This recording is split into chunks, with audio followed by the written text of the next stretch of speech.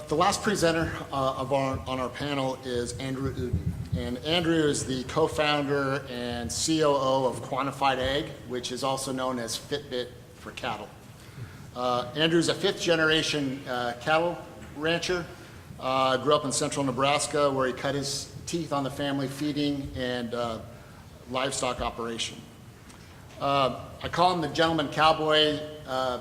Andrew is just what you see is what you get with Andrew, but he has an unbelievable amount of experience traveling the world to understand the beef value chain, which makes him an integral part of the Quantified Ag company. So please help me and welcome Andrew Uden.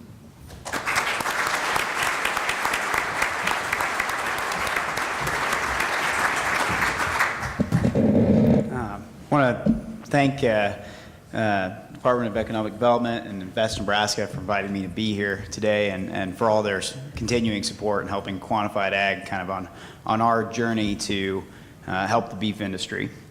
So I might go into a little bit, I didn't put the numbers on the slides, but they kind of speak for themselves. So the beef industry is one of the biggest industries in Nebraska, and in my industry, we're known as the beef state.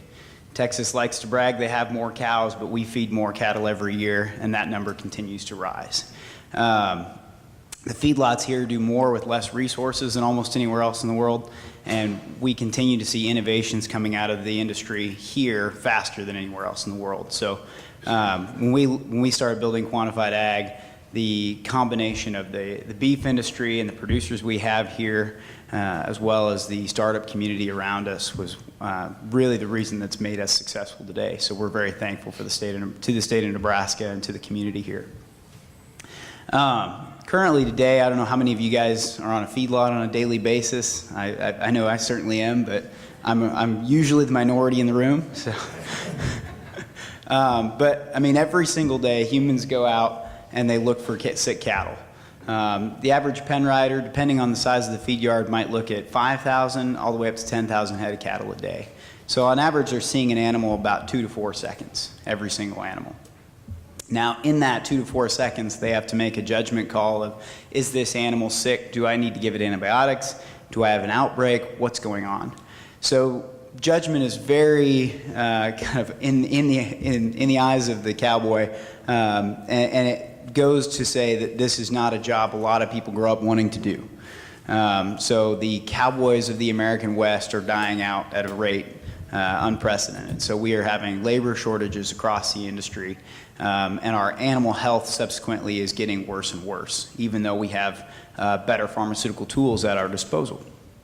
So how do we help these cowboys, the remaining few, and the guys that are trying to come into the industry that don't have the experience growing up on livestock operations? How do we help these guys look at animals in a group, but really start seeing the individuals that need attention? You know, 1 in 5 animals in a feed yard get sick. They're typically in a feed yard about 6 to 8 months, but 20% will get sick, and 75% of that is respiratory disease. And this is all caused by a disease complex we call BRD, which is basically just stress and the environment these animals are in, leading them to some sort of respiratory infection. This is also the disease that all the pharmaceutical drugs are designed to treat. The problem is getting them to the animal quickly. So most feedlots today would use some combination of these three antimicrobial antibiotic uses. So they would either feed antibiotics or they would give them to everything, kind of in a blanket pattern. And then commonly we also pull and treat animals, pen riders and veterinarians going out and pulling individual animals. All three of these are pretty, they do their job, but they're fairly ineffective at actually treating the animals when they need to be treated in a timely pattern to lower morbidity rates and lower mortality rates. One of the biggest economic drivers in a pen of cattle is how many cattle are going to get sick and how many cattle are going to die, because there's always a percentage that aren't going to make it.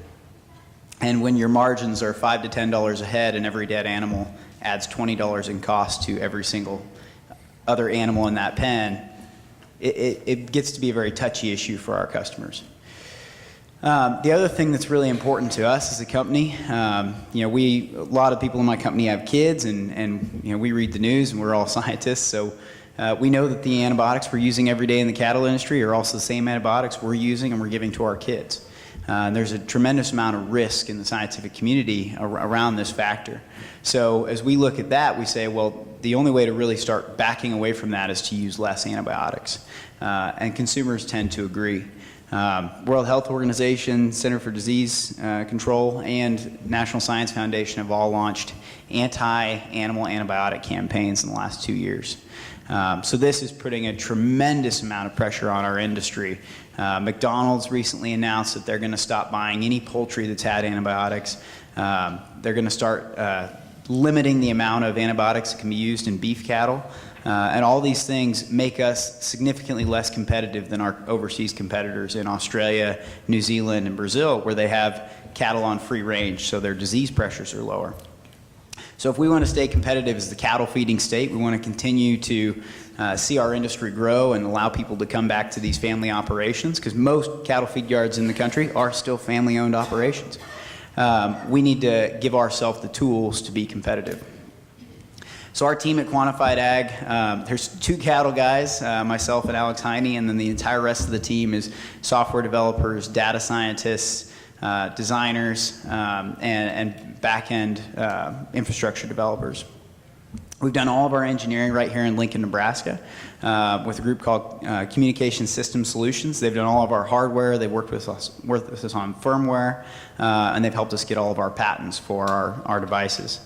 And then to date, here's our advisory board, but to date, this slide's a little out of date because we've actually raised another $4 million. So we've raised just over $7 million from the state of Nebraska, from Invest Nebraska, and then most recently from one of the leading global animal health companies as a strategic investor. So what we built to solve all these issues around antibiotic usage and helping these farms get more precise at what they're doing and finding these animals is we built a smart cattle ear tag, or what the media likes to call is the Fitbit for cattle.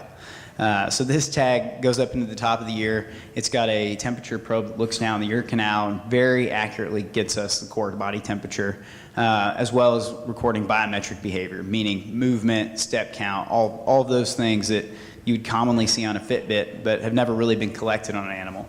This device then sends all that data to our base station, where we can boost it to the cloud.